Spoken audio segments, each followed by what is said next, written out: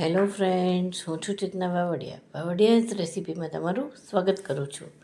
આજની મારી રેસીપીનું નામ છે મમરાની ઉપમા. તેના માટે મેં બાઉલમાં 250 ગ્રામ મમરા, 1 નંગ ઝીણું સમારેલું ટમેટું, એક નંગ બટેટું ઝીણું સુધારેલું અને 1 લીલું મરચું. હવે આપણે મમરા ઉપમા બનાવવાની શરૂઆત કરશું.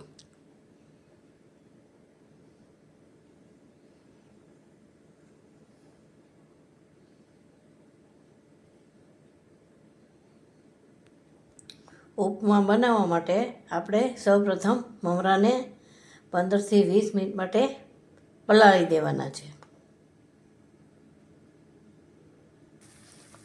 આવી રીતે મેં મમરાને પલાળી દીધા છે અને આપણે 10 મિનિટ જેટલા રાખવાના છે.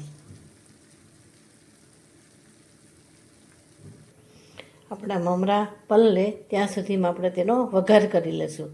વઘાર માટે આપણે 2 ચમચી જેટલું તેલ લેવાનું છે.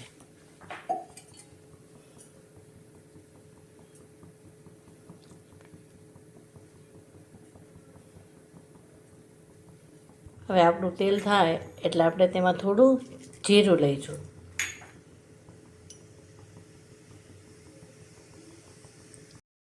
જીરું થાય એટલે આપણે હવે તેમાં 1 લીલું મરચું નાખીશું. અડધી ચમચી જેટલી હિંગ નાખીશું. હિંગ તતડે એટલે આપણે તેમાં ઝીણા સમારેલા બટાટા નાખવાના છે. તેને આપણે 5થી 10 મિનિટ માટે સાતળવાના છે.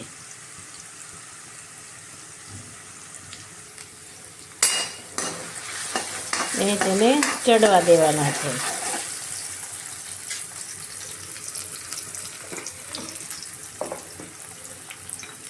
હવે આપણે તેમાં થોડું મીઠું નાખી દઈશું, જેથી આપણા બટાટા જલ્દી ચડી જાય.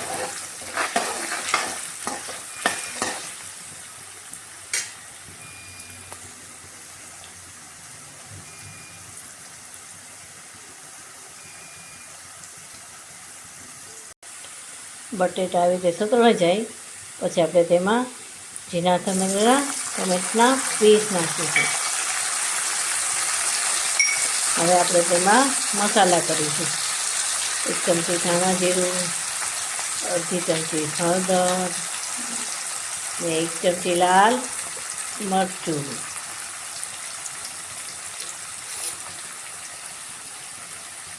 હવે આપણે તેને મિક્સ કરીશું.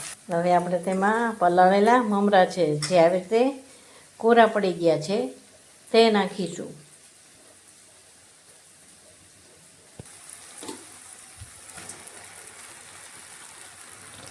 ને હવે આપણે તેને મિક્સ કરીશું.